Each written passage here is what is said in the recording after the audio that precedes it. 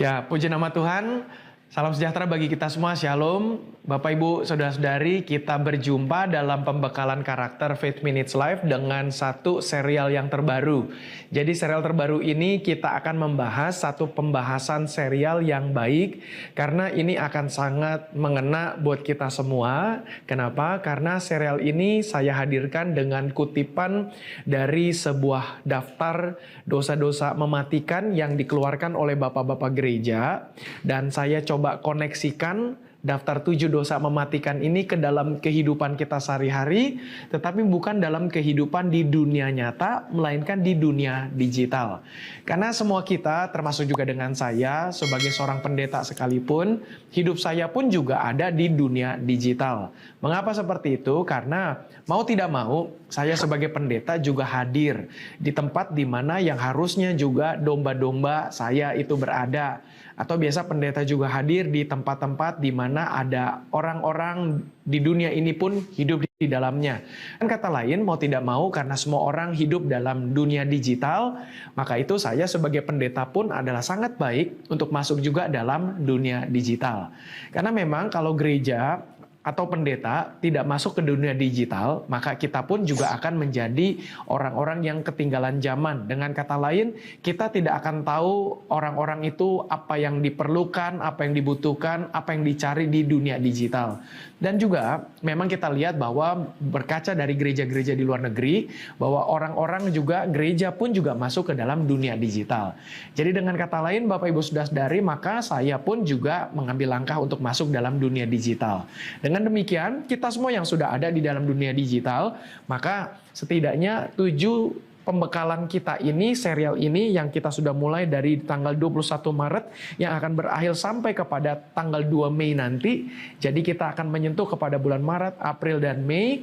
Maka itu 7 serial ini targetnya adalah menolong Bapak Ibu Saudara-saudari dan juga menolong saya supaya kita semua bisa melihat ada 7 gangguan yang kita bisa katakan 7 dosa mematikan di dalam dunia digital.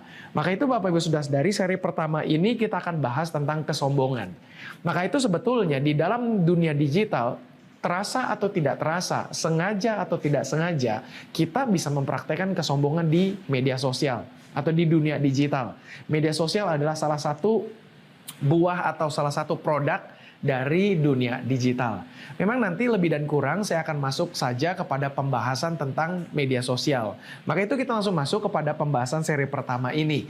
Seri pertama ini sekali lagi bicara tentang kesombongan. Kemudian nanti seri kedua, Bapak Ibu Saudara-saudari, kita akan dituntun sampai kepada tema kedua, yaitu ketamakan. Yang ketiga adalah iri hati. Yang keempat adalah kemarahan. Yang kelima adalah hawa nafsu. Yang ketujuh adalah kerakusan. Dan yang keenam kerakusan maksud saya. Dan yang ketujuh adalah kemalasan.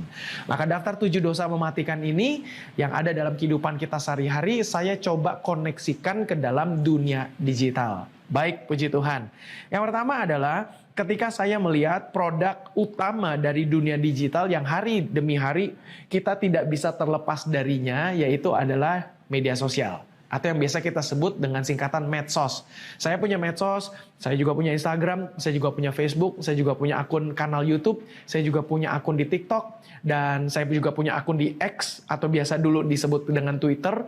Dan ada lagi yang lainnya, saya juga sampai lupa ada di mana, sampai juga lupa mengurusnya, dan mungkin Bapak Ibu Saudara-saudari juga seperti itu. Dengan kata lain, media sosial ini adalah dunia digital yang kita menikmati produk ini dalam kehidupan sehari-hari.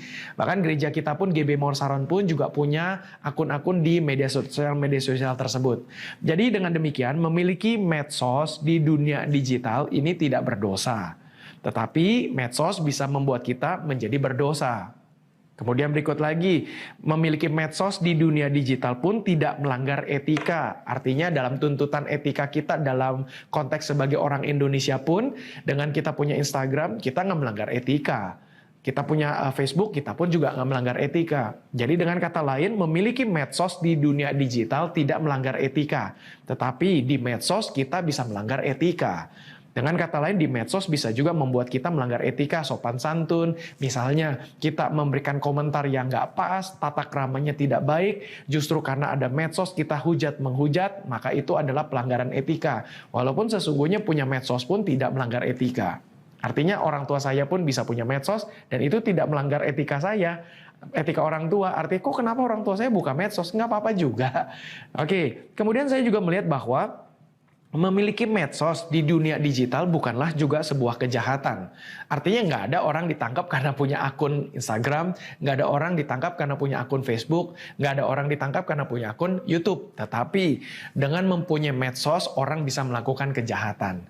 Jadi Bapak Ibu Saudara-saudari, ini tergantung lagi dengan sudut pandang kita. Segala sesuatu itu sebetulnya adalah baik atau tidak baik pun dilihat lagi dari keadaan situasi. Atau yang sering saya gunakan adalah konteks. Contoh lagi, yang satu lagi sebelum kita masuk, misalnya saya punya pisau di rumah. Pisau itu saya taruh di dapur. Tapi pisau itu akan melanggar etika, akan membuat orang menjadi deg-degan dan tanda tanya, manakala pisau itu saya taruh di tempat tidur saya. Kemudian juga misalnya pisau itu saya taruh di mobil, atau pisau itu kita taruh di motor kita, itu akan jadi masalah. Ketika ada razia polisi, polisi akan bisa menanyakan kepada kita, bahkan berujung kepada penangkapan, manakala di mobil saya ditemukan ada pisau. Oke, tapi kalau pisau itu di dapur, polisi datang ke rumah saya dan menemukan pisau ada di dapur, tidak mungkin saya ditangkap karena pisau itu ada di dapur. Jadi dengan kata lain, Bapak Ibu Saudara-saudari, segala sesuatu itu akan selalu dilihat dari konteksnya. Maka itu kita melihat sekarang media sosial. Kalau dari kacamata kesombongan, kita akan lihat bagaimana di medsos itu terasa atau tidak terasa, sengaja atau tidak sengaja, kita bisa mempraktekkan kesombongan di sana. Oke, kemudian saya bisa melihat dari judul serial ini 7 dosa mematikan di dunia digital. Maka itu saya hadirkan dulu definisi kata dosa. Dosa menurut Kamus Besar Bahasa Indonesia adalah yang pertama, perbuatan yang melanggar hukum Tuhan dan atau agama. Jadi artinya ketika kita melanggar hukum Tuhan, hukum agama, maka itu adalah dosa. Ternyata dosa pun menurut dalam tata bahasa Indonesia juga berarti, terjemahan yang kedua adalah perbuatan salah seperti terhadap orang tua, adat, negara. Dan itu adalah juga dikategorikan sebagai dosa. Sekali lagi, dosa adalah perbuatan salah seperti terhadap orang tua, adat, dan negara. Maka itu kita mengacu kepada definisi yang kedua ini. Kemudian berikut lagi adalah seri pertama ini bicara tentang kesombongan. Maka kesombongan dari Kamus Besar Bahasa Indonesia adalah hal, sifat, dan sebagainya sombong. Artinya bicara tentang hal, sombong, bisa juga bicara tentang sifat sombong. Kemudian kesombongan juga adalah keangkuhan, kecongkakan, dan juga takabur. Nah, dari kata kesombongan ada kata dasarnya sombong. Sombong itu adalah menghargai diri secara berlebihan. Bisa juga congkak atau pongah. Nah, makanya kita akan mengacu kepada terjemahan menghargai diri secara berlebihan. Nah, saya lihat adalah 3 dosa kesombongan di dunia digital. Yang pertama adalah sifat pamer harta kekayaan di medsos atau di media sosial. Jadi saya mau sedikit menaruh perhatian ke sini supaya kita semua, khususnya Jemaat GB Morsaron Jakarta dan juga saya sebagai gembala, maka kita harus memacu diri kita untuk tidak mempunyai sifat pamer harta kekayaan di media sosial. Sementara kita lihat sekarang dalam kehidupan orang-orang, tidak sedikit orang pamer harta di media sosial. Dan ini sesungguhnya menjadi masalah bagi kita sebagai orang Kristen. Kalau kita pamer harta kita di media sosial, ada banyak mudaratnya daripada manfaatnya. Mungkin kalau kita suka dengar di pertemuan-pertemuan umum, di pertemuan-pertemuan televisi atau di radio-radio, seringkali istilah ini juga digunakan. Lebih banyak mudaratnya daripada manfaatnya. Artinya lebih banyak negatifnya daripada positifnya. Maka itu saya juga pinjam istilah ini bahwa ketika kita pamer harta kekayaan di media sosial, bagi saya, menurut hemat saya, dan tentu apa yang menjadi hemat saya ini, apa yang menjadi pandangan saya, tentu fondasinya adalah firman Tuhan. Jadi dengan kata lain, pamer harta ini sesungguhnya adalah satu masalah menurut saya. Kenapa? Karena pamer harta ini ada keinginan orang untuk menghargai diri secara berlebihan. Kenapa? Karena dari kesombongan itu kita pecahkan sebagai sebuah langkah aplikatif, yaitu adalah orang pamer harta di media sosial karena alasan yang pertama adalah menghargai diri secara berlebihan. Kita sebagai orang Kristen punya prinsip asal ada makanan dan pakaian cukuplah. Jadi dengan kata lain, saya sebagai gembala tidak anti dengan kekayaan. Dan saya juga selalu mendoakan dan mendorong jemaat untuk menjadi orang kaya asal mendapatkan kekayaan dengan baik, mendapatkan kekayaan dengan jalur yang benar, dan mendapatkan kekayaan pun jangan lupa juga menolong gereja, menolong orang lain, dan menolong negara dengan membayar pajak. Seperti kata Tuhan Yesus, berikanlah kepada kaisar apa yang menjadi milik kaisar, berikanlah kepada Tuhan apa yang menjadi milik Tuhan. Dengan kata lain, kita dengan kaya, kita bisa nolong banyak orang. Dengan kita kaya, kita bisa buka yayasan untuk menolong orang-orang susah. Kita juga bisa buka panti asuhan, menolong anak-anak yatim piatu. Kita juga bisa membuka yayasan panti jompo untuk menolong orang-orang tua. Itu semua dengan kekayaan. Kita bisa bangun rumah sakit, kita bisa tolong orang-orang susah, kita bisa bangun rumah bagi orang-orang yang tidak punya rumah, itu dengan kekayaan. Maka itu mari kita pacu diri kita untuk menjadi kaya. Namun, kalau kita sudah menjadi kaya dan kita pamerkan kekayaan kita, karena kita ingin mendapatkan penghargaan secara berlebihan, disitulah adalah kesombongan. Maka itu Bapak Ibu Saudara-saudari, kita mesti menyadari bahwa menghargai diri secara berlebihan, kenapa bisa seperti itu? Mungkin saja karena selama ini tidak pernah mendapatkan penghargaan. Mungkin ketika dulu waktu kita belum punya apa-apa, orang tidak menghargai kita dan kita pingin dihargai orang. Mungkin selama ini kita berjumpa dengan orang kaya, lalu kita melihat orang kaya itu kok begitu banyak dihargai ya oleh orang-orang lain, lalu kita kepingin jadi kaya untuk dihargai. Nah, medsos bisa menjadi sarana untuk kita pamer kekayaan kita. Kenapa? Alasannya karena kita ingin dihargai. Nah, itulah alasan yang pertama. Jadi Bapak Ibu Saudara-saudari punya medsos tidak salah, tetapi jangan sampai cara kita menggunakan medsos itu adalah untuk pamer kekayaan, menunjukkan kesombongan. Dan itu akan menjadi juga dosa bagi kita semuanya. Sekali lagi, biarlah kita semua boleh menjadi orang sukses dan berhasil, tetapi tujuan kita menunjukkan di media sosial bukan untuk menghargai diri secara berlebihan, tetapi untuk menghargai Tuhan. Nah, ini juga menjadi sebuah masalah Bapak Ibu Saudara-saudari ketika misalnya kita mau memamerkan atau menunjukkanlah bahwa misalnya, puji Tuhan aku sekarang sudah punya motor baru, punya mobil baru. Puji Tuhan aku sekarang sudah naik pangkat. Dan ini bisa juga salah arti di media sosial. Maka itu kita mesti perhatikan bahwa untuk menunjukkan kemurahan Tuhan dalam hidup kita. Misalnya dengan foto, misalnya kita dengan satu jabatan baru, lalu ada surat pengangkatan itu kita foto, kita posting di medsos, walaupun dengan caption, puji Tuhan, semua karena Tuhan, tapi namanya kita menunjukkan kemurahan Tuhan, bisa saja ada orang menganggapnya ini adalah kesombongan. Dan tentu tidaklah aneh, dari komentar-komentar pasti ada saja yang nyinyir, ada saja yang nggak suka dan mengatakan sombong dan sebagainya. Nah, artinya media sosial ini satu keadaan yang lucu lah dan unik. Kita ingin menunjukkan kebaikan, ada orang bisa menangkapnya salah. Jadi dengan kata lain Bapak Ibu Saudara-saudari, inilah yang harus kita minta Roh Kudus memberikan kebijaksanaan. Supaya jangan sampai kita menghargai diri secara berlebihan, akhirnya kita masuk kepada dosa kesombongan. Yang kedua, saya juga bisa mengatakan apa sih model kesombongan di medsos, yaitu adalah sifat pamer kesanggupan finansial di medsos.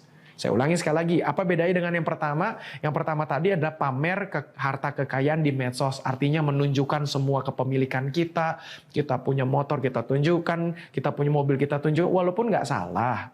Tapi memang di medsos itu ada dua sisi, ada yang bisa benar-benar setuju, ada juga nggak setuju, dan itu hak orang-orang yang ada di media sosial. Jadi yang pertama sekali lagi adalah hati-hati jangan sampai kita pamer harta kekayaan di medsos karena ingin menghargai diri secara berlebihan. Yang kedua adalah menunjukkan kekuatan finansial kita. Misalnya kita makan di tempat mewah, lalu kita tampilkan. Kita misalnya jalan-jalan di tempat yang mewah, kita tunjukkan. Memang serba salah Bapak Ibu Saudara-saudari. Misalnya ketika kita mau menunjukkan, oh kita lagi ngumpul-ngumpul di satu coffee shop, satu tempat ngopi, yang kelasnya kelas internasional, lalu kita posting di situ. Dan ini juga serba salah. Ada orang bisa menanggapi dengan baik, ada orang menanggapi juga dengan tidak baik.